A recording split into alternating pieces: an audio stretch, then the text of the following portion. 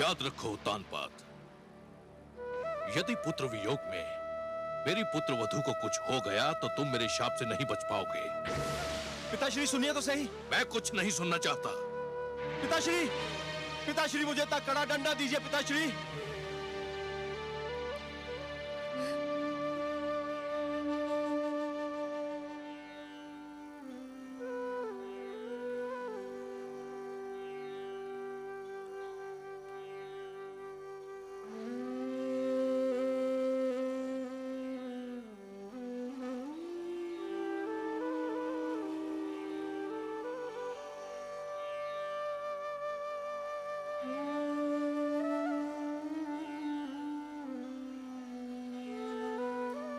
आपने सत्य ही कहा पिताश्री।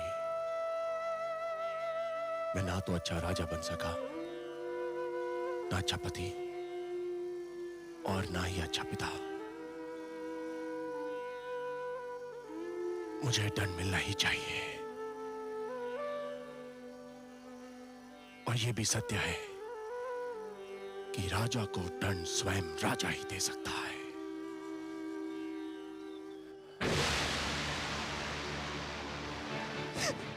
नहीं स्वामी, ये आप क्या कर रहे हैं? छोड़ दो, मुझे मर जाने दो। मेरे अपराध का यही दंड है, यही मेरा प्रायश्चित है। नहीं, पाप अपराध का प्रायश्चित नहीं होता। आत्महत्या पाप है और मैं आपको एक कदापि नहीं करने दूंगी।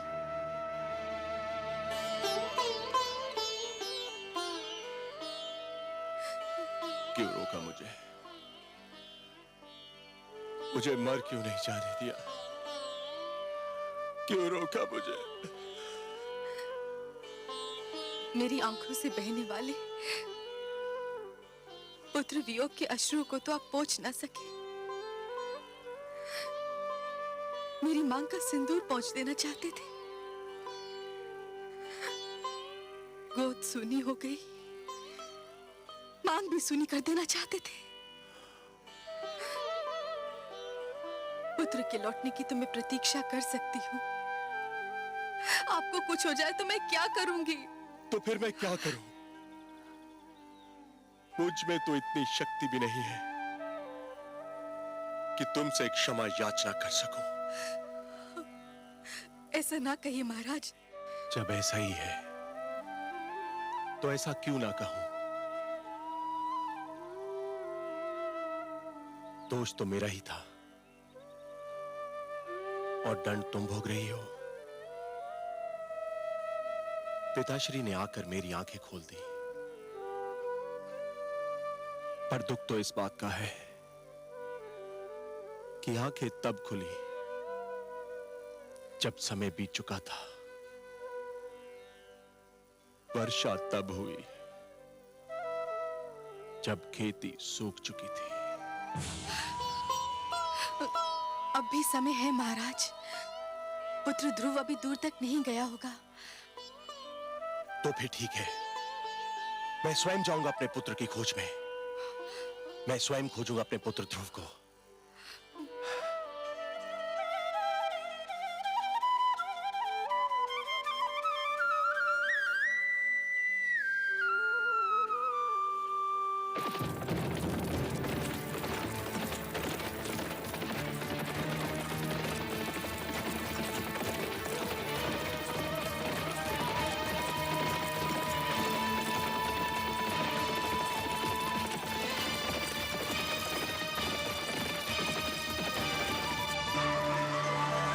नारायण नारायण।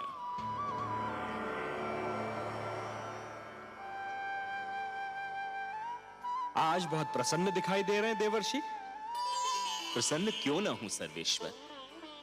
धरती पर जब कोई अनुपम घटना घटती है तो मन इस प्रकार से खिल उठता है मानो बसंत बयार बहने से मधुबन। और आज तो मैंने वो दृश्य देखा जिसे देखकर मैं आनंद विभोर हो उठा।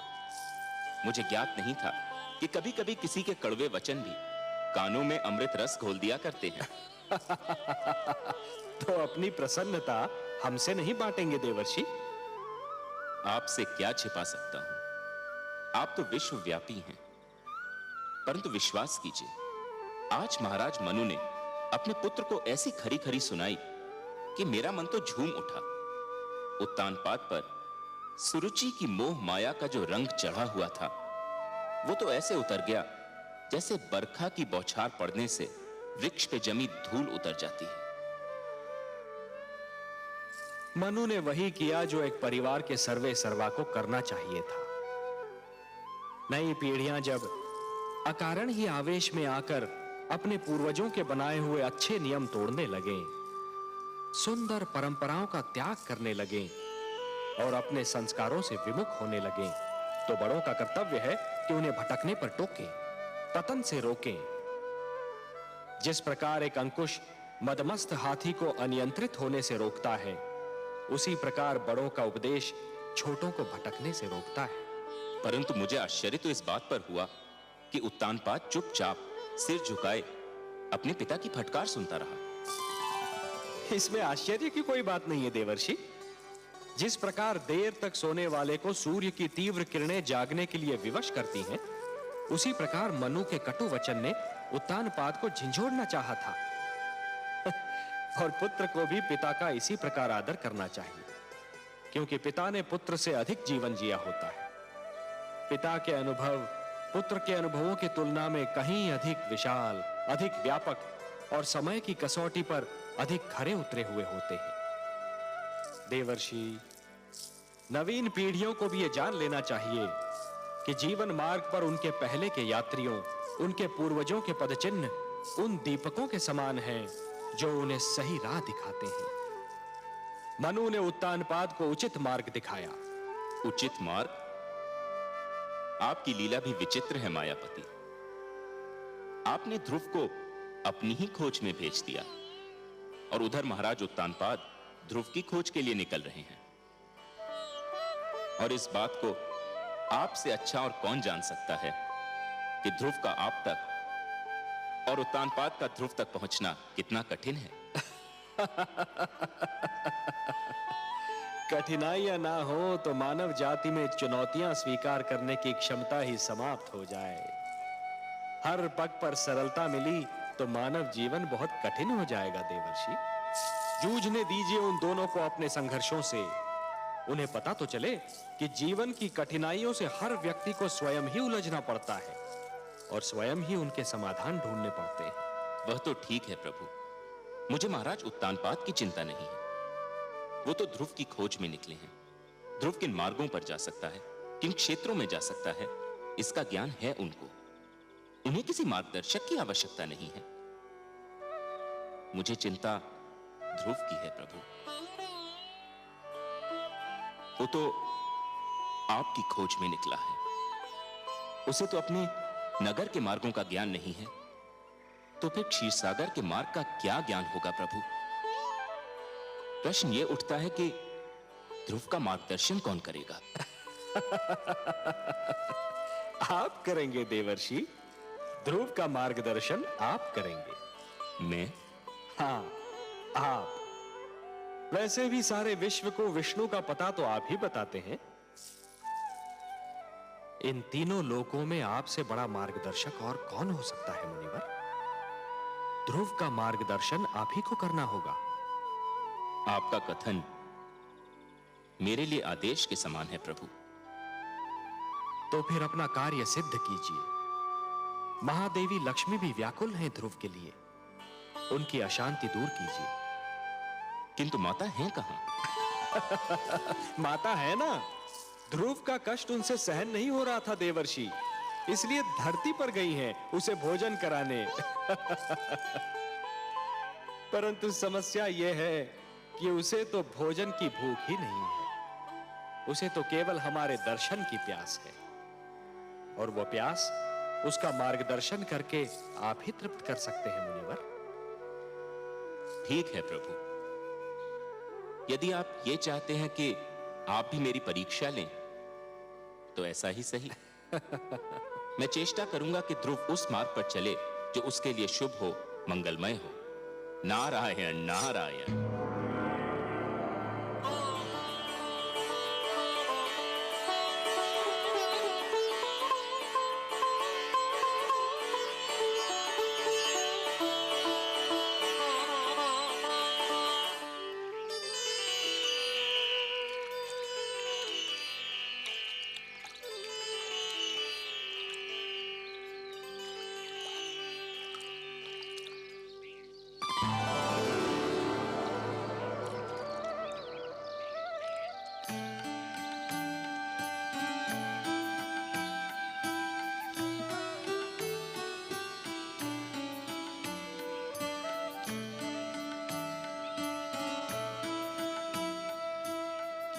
माता आप? हाँ, मैंने सोचा तुम जाग गए होंगे, तुम्हें भूख लगी होगी ना। आपने मेरे दानों की रक्षा की, मेरा इतना ध्यान रखा, पर अभी तक आपने अपना पूरा परिचय भी नहीं दिया। कहा ना कि माता हूँ। माता का परिचय क्या? माता तो एक नाते का नाम है, पर जिससे इस नाते का संबंध होता है उसका भी अपना एक नाम होता है। अच्छा, मेरा नाम तो सुनो, मेरा नाम विष्णु प्रिया है। विष्णु प्रिया अर्थात भगवान विष्णु की प्रिया। ये आप भगवान विष्णु की प्रिया है, तब तो आप ये भी जानते होंगे कि भगवान विष्णु कहाँ निवास करते हैं। नाम विष्णु प्रिया होने से कोई भगवान विष्णु की प्रिया थोड़ी ही हो जाती है। और यदि ऐसा होता तो इस समय भगवान विष्णु मेरे साथ होते और तुम्हें उनकी खोज में भटकना नहीं पड़ता। तुम्हारे लिए भोजन लाई हूँ, चलो इसे ग्रहण कर लो। मुझे क्षमा कर दो माँ, मैं जानता हूँ तुम मुझे खिलाए बिना भोजन नहीं करती थी, पर मैं भगवान विष्णु से मिले बिना तुम्हारे पास नहीं आ सकता। लो। धन्यवाद माते, मुझे भूख नहीं है। क्यों बेटे? पुत्र ध्रुव! ध्रुव! पिताश्री, पुत्र ध्रुव! पिताश्री आ रहे हैं, मुझे कहीं छुपा दो। क्यों बेटे? पिताश्री आ रहे हैं, मुझे देख लिया तो मुझे घर पकड़ ले जाएंगे। मैं घर जाना नहीं चाहता, मुझे कहीं छुपा दो माते, मुझे कहीं छुपा दो। चलो चलो मेरे साथ।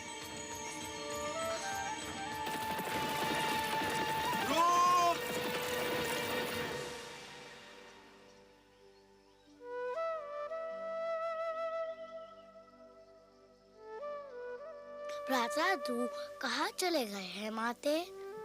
जहाँ भी गया हो, तुझे क्या करना है? मेरे लाल, जिस दिन तेरा जन्म हुआ था उसी दिन मैंने स्वप्न संजो लिया था कि राज मुकुट सिर्फ तेरे ही सर पर रखा जाएगा। उसी दिन मैंने मन में ठान ली थी कि राज सिंहासन पर सिर्फ तू ही बैठेगा, चाहे उसके लिए मुझे कुछ भी करना पड़े। भगवान की अपार कृपा है कि मुझे कुछ नहीं करना पड़ा। ध्रुव स्वयं ही चला गया। तेरी राह का एक ही कांटा था, वो भी दूर हो गया। परंतु पिताश्री तो उन्हें ढूंढने गए हैं। ढूंढने नहीं गए हैं पुत्र, ढूंढने का स्वांग रचा रहे हैं। नहीं तो संसार कहेगा कि पिता को पुत्र की चिंता ही नहीं। वास्तव में वो प्यार तो तुझसे करते हैं, और वो भी इसलिए कि तू मेरा पुत्र है। अब शीघ्र ही भोजन समाप्त कर ले, हमें बहुत से कार्य करने हैं।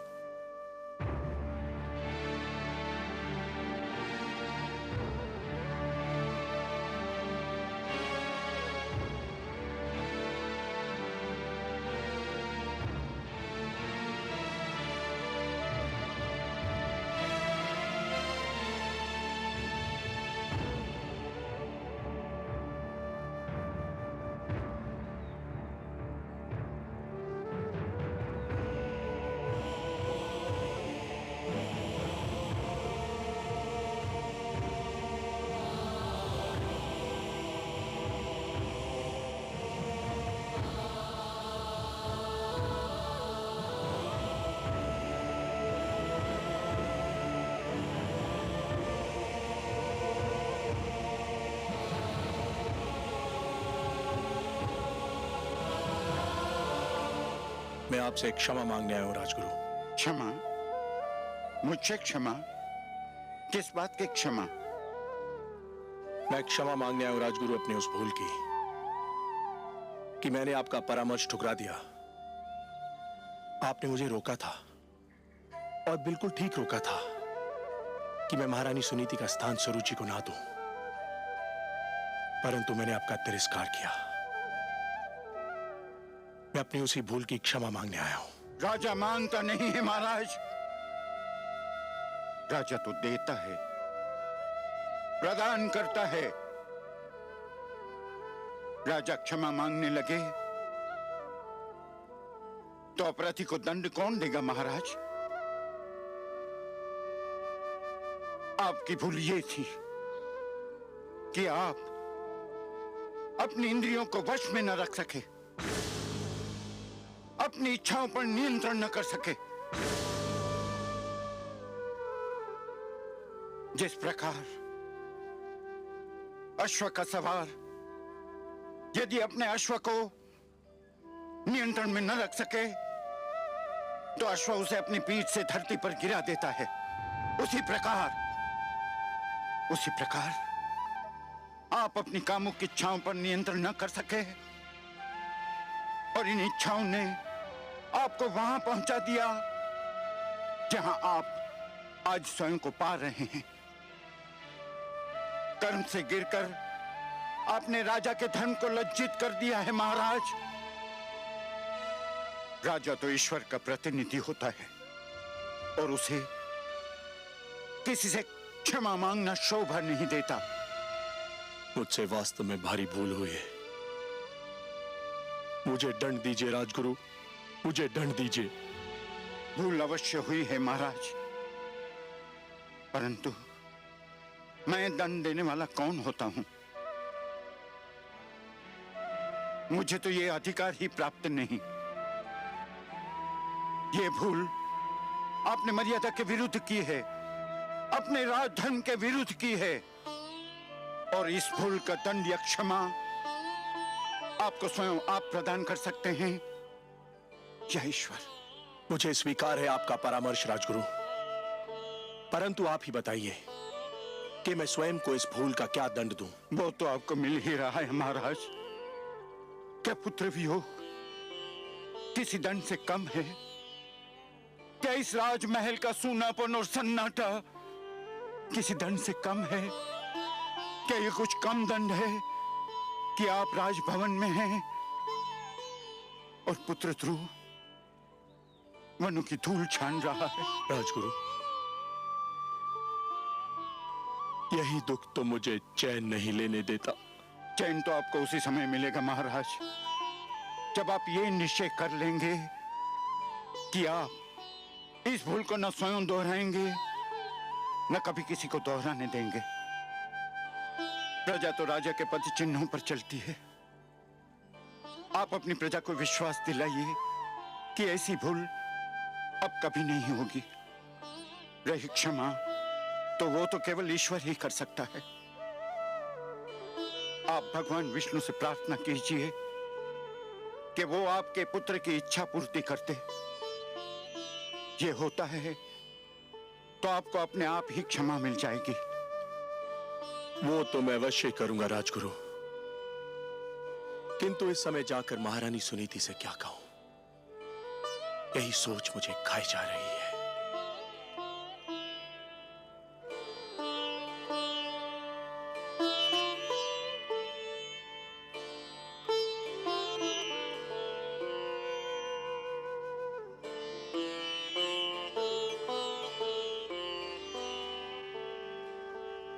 कुछ तो खा लीजिए महारानी जी। इसे ले जाओ दासी, मुझे भूख नहीं है। कब तक आप भूखी रहेंगी महारानी जी? कुछ तो खा लीजिए ना। कैसे खाऊं? न जाने मेरे ध्रुव ने कुछ खाया होगा कि नहीं।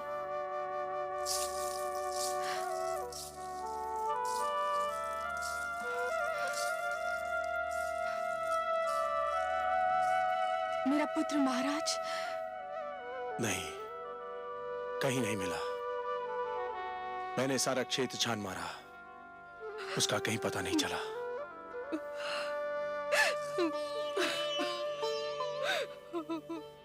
सुनीति,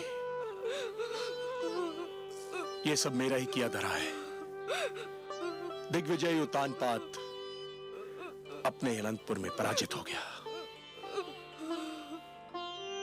सरुचि के मोह जाल में आकर हमने आप पर और अपने पुत्र ध्रुव पर बड़ा ही अन्याय किया है। ऐसा ना कहे महाराज, ये सब मेरे भाग्य का खेल है। एक बार और चेष्टा करके देख लेते हैं। इस बार मैं भी आपके साथ चलूंगी। वनों में, पहाड़ियों में, घाटियों में, हर जगह उसे पुकारूंगी। कभी तो सुनेगा अपनी माँ की करुणा भरी पुकार, कभी तो सुनेगा। एक महारानी होकर आप भटकती फिरे। नहीं, ये उचित नहीं है। महारानी सुनीति एक कदापि उचित नहीं है। एक महारानी के लिए उचित नहीं, एक माँ के लिए तो उचित है। उधर ठोकरे खाता फिर रहा हो तो माँ को महल में चैन कैसे मिलेगा? देर हो गई तो वो हमसे और दूर चला जाएगा। चलिए महाराज, चलिए।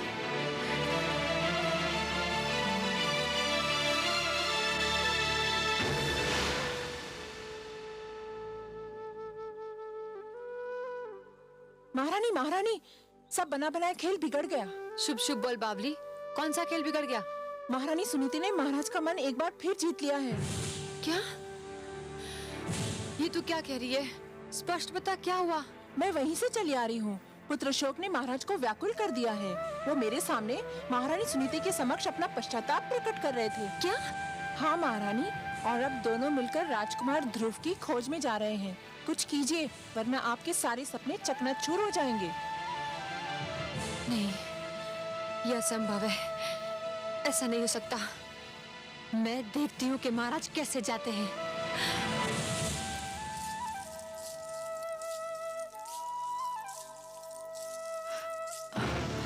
आप कहाँ जा रहे हैं महाराज? क्यों? क्या मुझे कहीं जाने के लिए तुम्हारी आज्ञा की आवश्यकता है? हम अपने पुत्र को ढूंढने जा रहे हैं, जो केवल तुम्हारे कारण राजमहल छोड़कर चला गया है। हम दोनों मिलकर अपने पुत्र को ढूंढेंगे। ये अचानक पुत्र मुंह कैसे उमड़ा है महाराज? पिताश्री ने आकर मेरे नेत्र खोल दिए हैं। मुझे आज ज्ञान हुआ है कि परिवार में पिता का क्या महत्व होता है। मैं भटक गया था, पिताश्री ने मुझे सत्य का मार्ग दिखाया है, और अब मैं इस मार्ग को कदापि नहीं छोड़ूंगा।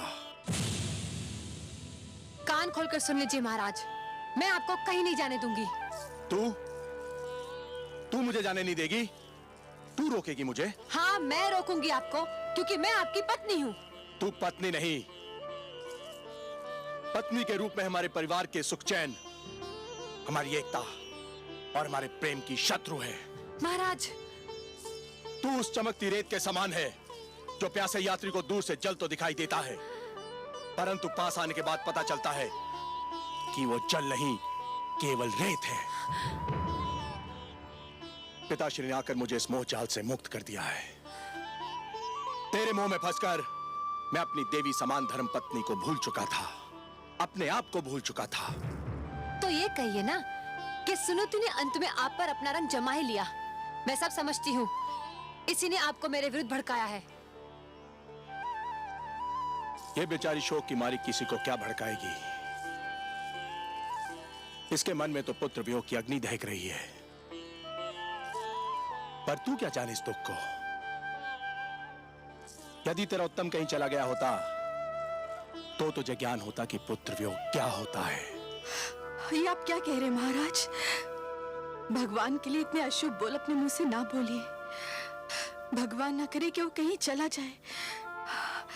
वो केवल आपका ही नहीं, मेरा भी पुत्र है। उसने मेरी कोख से जन्म नहीं लिया तो क्या हुआ? माता कहकर तो वो मुझे भी पुकारता था। मैं तो यही सोचती थी कि ध्रुव के जाने के बाद उत्तम ही हमारे घर का दीपक है। ध्रुव को तो मैं खो चुकी हूँ। उत्तम भी अगर कहीं चला गया तो हमारा क्या होगा? देख लिया तुमने, ये है माता, ऐसी होती है ममता। और एक तुम हो कि ध्रुव हरदम तुम्हारी आंखों में कांटे के समान खटकता रहता था। तुम यही चाहती थी ना कि राजमहल तुम्हारा हो जाए, यह ऐश्वर्य तुम्हारा हो जाए, मेरे राजकोष, मेरे सिंहासन पर तुम्हारा अधिकार हो जाए। तो ले, मैं सब कुछ तुम्हें देता हूं और सुनीति को लेकर अपने पुत्र की खोज में जा रहा हूं। यदि वो हमें ना मिला तो हम भी लौट कर नहीं आएंगे। तू बिठा ले अपने पुत्र को राज सिंहासन पर और जैसे चाहे वैसे राज कर। हम जा रहे हैं। चलिए महारानी सुनीति। महाराज,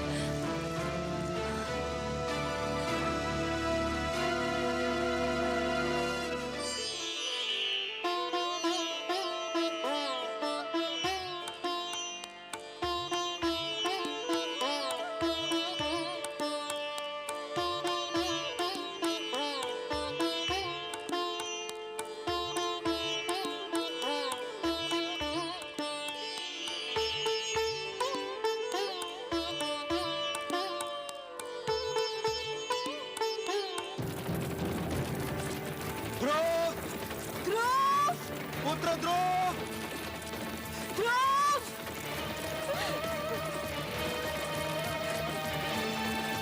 पुत्र ध्रुव!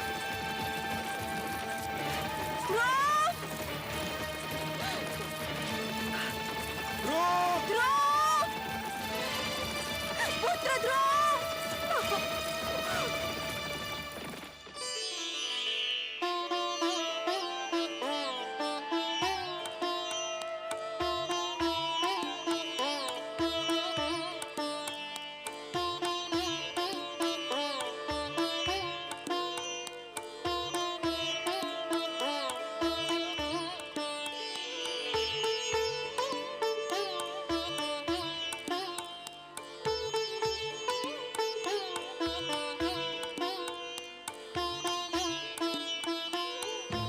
नारायण नारायण।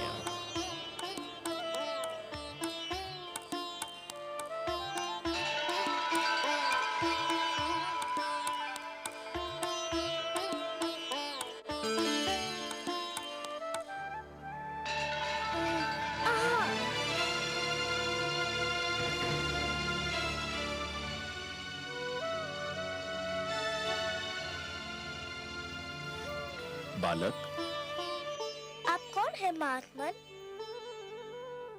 तुम प्यासे हो और मैं तुम्हारे लिए जल लाया हूँ। क्या इतना जान लेना पर्याप्त नहीं है? मैं जल पीना नहीं चाहता। मैं भगवान विष्णु से मिलने जा रहा हूँ। बहुत लंबी यात्रा करनी है मुझे। जल नहीं पियोगे तो लंबी यात्रा कैसे करोगे? धर्म की साधना के लिए शरीर की रक्षा करना बहुत आवश्यक होता है बालक। लो, थोड़ा सा जल पी लो।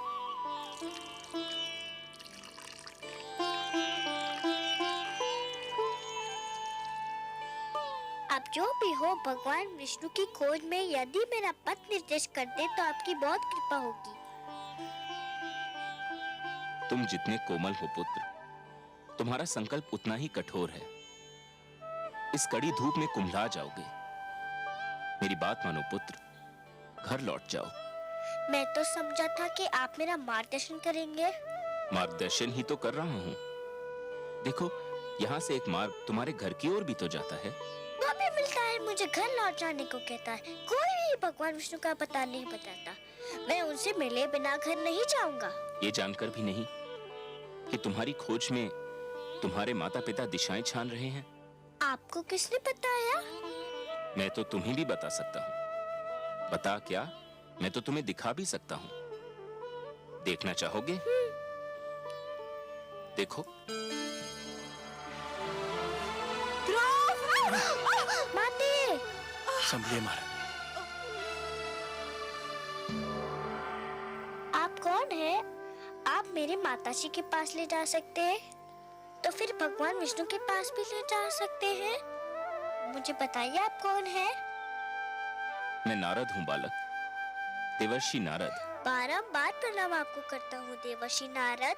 मुझे बताइए भगवान विष्णु कहाँ रहते हैं?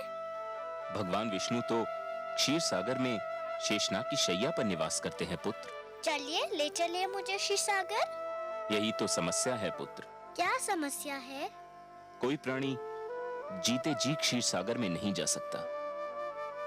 क्षीर सागर में मनुष्य की आत्मा जा सकती है, उसका शरीर नहीं। जब तक कोई प्राणी इस जीवन के बंधन में बंधा है, तब तक वो क्षीर सागर नहीं जा सकता। मृत्यु के पश्चात ही वहां जाया जा सकता है बालक। पर मैं तो जीते जी उनसे मिलना चाहता हूँ। मैं मृत्यु से नहीं डरता, किंतु मैं उनसे मिले बिना मरना नहीं चाहता। तुमने तो मुझे चक्कर में डाल दिया पुत्र। एक बात कहूँ देवर्षि, अवश्य कहो पुत्र। मनुष्य तो मृत्यु के पश्चात ही उनसे मिल सकता है, पर वे स्वयं तो किसी भी जीवित प्राणी से मिल सकते हैं ना? मेरी बुद्धि की परीक्षा मत लो। तुम क्या कहना चाहते हो बालक? यही कि यदि मैं उनके पास नहीं जा सकता, पर वो तो मेरे पास आ सकते हैं ना? हाँ, ये तो संभव है, किंतु इसके लिए बड़ी कड़ी तपस्या करनी होगी। करूँगा, करूँगा, कड़ी से कड़ी तपस्या करूँगा। सोच लो बालक, बड़ी कठिन राह है ये, कष्ट ही कष्ट है इस राह में। भगवान विष्णु के दर्शन के लिए मैं हर कष्ट हंस के सह लूंगा। पहले तुमने मुझे प्रणाम किया, अब मैं तुम्हें, तुम्हारे साहस, तुम्हारे दृढ़ निश्चय को प्रणाम करता हूं। इतना छोटा बालक और इतना बड़ा संकल्प, इतना साहस। अच्छा तो सुनो, तुम्हें उस वन में जाना होगा, दूर अंदर तक। वहां जाके तुम्हें एक मंत्र का जाप करना होगा, निरंतर, तार तोड़े बिना। जाप एक पल के लिए भी नहीं टूटना चाहिए। मुझे मंत्र दीजिए।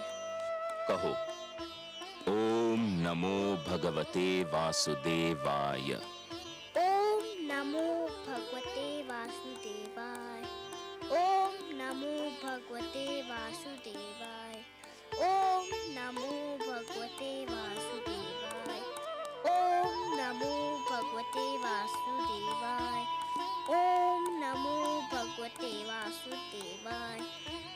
ओम नमो भगवते वासुदेवाय। ओम नमो भगवते वासुदेवाय। ओम नमो भगवते वासुदेवाय। ओम नमो भगवते वासुदेवाय। देवर्षि, माते प्रणाम।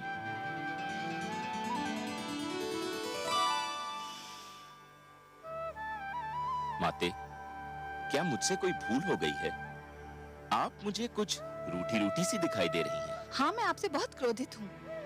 आप भी कभी कभी ऐसे उल्टे सीधे काम करते हैं कि मन करता है आपसे कभी बात ही न करूं। मगर माते, नियम तो यह है कि दंड देने से पहले अपराध करने वाले को उसके अपराध के बारे में बताया जाता है। आपने तो मुझे अभी तक नहीं बताया कि मेरा अपराध क्या है। आपसे उत्तर नहीं बन पा रहा है, इसके लिए बातें बना रहे हैं। मैं पूछती हूँ, उस छोटे से बालक को इतने घोर वन में भेजने की क्या आवश्यकता थी, जहाँ हर पग वन्य पशुओं और विषैले सर्पों का संकट है? ओह, तो माता मुझसे इसलिए रुष्ट हैं कि मैंने ध्रुव को वन में क्यों भेज दिया? और नहीं तो क्या, मंत्र का जाप ही तो करना था। वो तो ध्रुव वहाँ भी कर सकता था जहाँ आप उसे मिले थे। एक कोमल काया को इतना बड़ा कष्ट देने की क्या आवश्यकता थी? परंतु माते, जहाँ मैं ध्रुव से मिला था वह एक खुला क्षेत्र था। तो क्या हुआ? नारायण नारायण। माते, आपको तो पता है कि ध्रुव के माता पिता उसकी खोज में निकल चुके हैं।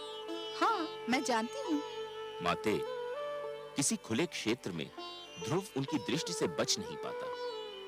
कभी न कभी वह उसे देख ही लेते। यदि वह उसे देख लेते तो फिर घर ले जाने का प्रयत्न करते। यदि वो उसे घर ले जाने का प्रयत्न करते तो मंत्र के जाप का तार टूट जाता। यदि मंत्र के जाप का तार टूट जाता तो ध्रुव की तपस्या भंग हो जाती, और यदि ध्रुव की तपस्या भंग हो जाती तो भगवान विष्णु से मिलने की उसकी मनोकामना पूर्ण न हो पाती। इसलिए मैंने उसे एक ऐसे स्थान पर भेज दिया है जहां उसे कोई देख न सके। माते, ठीक है, किंतु तुम जानते हो ना कि ध्रुव मुझे कितना प्यारा है। यदि उसे कोई हानि पहुंची तो? माते, मैं उसके भाग्य के लिखे को तो नहीं बदल सकता। मैंने तो वही किया जो मुझे इन परिस्थितियों में उचित लगा। क्या अब भी आप मुझसे रुष्ट हैं? नहीं, परंतु संतुष्ट भी नहीं हूँ। एक बात कहूं माते? कहो। आप जब भी क्रोधित होकर मुझे डांटती हैं तो मुझे बहुत आनंद मिलता है। मुझे यूं लगता है मानो किसी सुंदर मधुवन से मुझ पर फूलों की वर्षा हो रही हो। नारायण नारायण।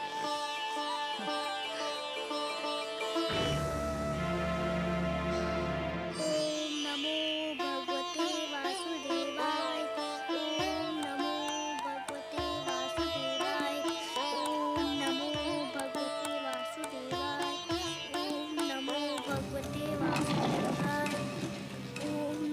भगवते वासुदेवाय। ओम नमो भगवते वासुदेवाय। ओम नमो भगवते वासुदेवाय। ओम नमो भगवते वासुदेवाय। ओम नमो भगवते वासुदेवाय। ओम नमो भगवते वासुदेवाय। ओम नमो भगवते देवाय। ओम नमो भगवते वासुदेवाय। ओम नमो भगवते वासुदेवाय। ओम नमो भगवते वासुदेवाय। ओम नमो भगवते वासुदेवाय। ओम नमो भगवते वासुदेवाय। ओम नमो भगवते वासुदेवाय। ओम नमो भगवते वासुदेवाय। ओम नमो भगवते वासुदेवाय। ओम नमो भगवते वासुदेवाय। नारायण नारायण। आइए देवर्षि आइए, स्वागत है आपका। बताइए, तो क्या आपकी कृपा दृष्टि हुई ध्रुव पर? क्या आपका मार्गदर्शन मिला उसे? ध्रुव का मार्गदर्शन आपने भी किसके पास भेज दिया था मुझे? वो बालक है ना, न जाने किस मिट्टी का बना हुआ है। देखने में तो छोटा सा है, परंतु संकल्प इतना दृढ़ कि बड़े बड़ों की बुद्धि चकरा जाए। इतनी छोटी सी आयु में इतनी महान अभिलाषा, और अब इस बात पर अड़ा हुआ है कि भगवान को स्वयं ही उसके पास आना पड़ेगा, और इसके लिए कुछ भी सहने को तैयार है। प्रभु, उसका मार्गदर्शन करते करते तो मैं अपना मार्ग भूलते भूलते बचा। उसे मेरे मार्गदर्शन की आवश्यकता नहीं लगती प्रभु। आप ठीक कह रहे हैं देवर्षि, आप ठीक कह रहे हैं।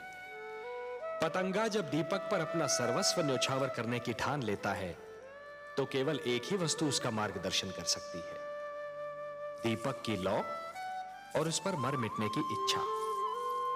फिर यही उद्देश्य उसका पूर्ण जीवन बन जाता है। ध्रुव के मन में जिस संकल्प ने जन्म लिया है देवर्षि, उस संकल्प की पूर्ति के लिए उसका मार्गदर्शन भी वही संकल्प करेगा। उस संकल्प के अतिरिक्त और कोई उसका मार्गदर्शन कर ही नहीं सकता। एक बात पूछने को मन कर रहा है जनार्दन। तो संकोच क्यों कर रहे हैं देवर्षि? पूछिए ना। हे विश्वेश्वर, जब ध्रुव के संकल्प से ही उसका मार्गदर्शन होना था, तो फिर उसके मार्गदर्शन के लिए आपने मुझे क्यों भेजा? यदि चंद्रमा उदित ही न हो देवर्षि, तो अंधियारी रात्रि के यात्री को कौन बताए कि उसकी यात्रा किस दिशा में होनी है? आपने चंद्रमा बनकर ध्रुव की आकांक्षा को दिशा दे दी देवर्षि। यह कोई साधारण और सरल कार्य नहीं था। मैं जानता था कि यह कार्य केवल आप ही कर सकते हैं देवर्षि, केवल आप, क्योंकि आप सृष्टि के सबसे श्रेष्ठ मार्गदर्शक हैं। जो आपने किया वो केवल उचित ही नहीं था, बल्कि सराहनीय भी था। आपकी सराहना के लिए बहुत बहुत धन्यवाद नारायण। किंतु माता लक्ष्मी कभी मुझे सराहे, लगता है ये मेरे भाग्य में नहीं लिखा है। मैं जानता हूं देवर्षि, आपने जो किया उससे माता लक्ष्मी यदि रुष्ट नहीं तो संतुष्ट भी नहीं है। यही कहना चाहते हैं ना आप? आपसे क्या छिपा है अंतर्यामी। हां, माता मुझसे अप्रसन्न है। वो विवश है देवर्षि, अपनी ममता के कारण विवश है वो। उनसे तो किसी की पीड़ा नहीं देखी जाती, और फिर ये पीड़ा तो उसकी है जिसे उन्होंने स्वयं अपना पुत्र मान लिया है। इसलिए आप पर थोड़ा सा क्रोधित हो गई थी। और फिर क्रोध का प्रदर्शन भी तो अपनों से ही किया जाता है ना देवर्षि। आपको अपना समझती हैं, आप पर कृपालु हैं, इसलिए कभी कभी आप पर अपने क्रोध के पुष्प भी बरसाती रहती हैं। आपको भी तो आनंद मिलता है इससे। आपने मेरे मन की बात कह दी प्रभु। सच पूछिए तो माता के मुख से यदि कटुवचन भी निकले तो उनसे मधु की बूंदें टपकती दीख पड़ती हैं। किंतु माता अभी देवलोक लौटी नहीं क्या? ममता चिंता का दूसरा नाम है। आपने तो ध्रुव को भेज दिया वन में, अब माता का मन तड़प उठा कि कहीं वन के पशु उसे कोई हानि न पहुंचा दे। इस समय वो ध्रुव की रक्षा का प्रबंध करने शिव भार्या पार्वती से मिलने कैलाश पर्वत गई है।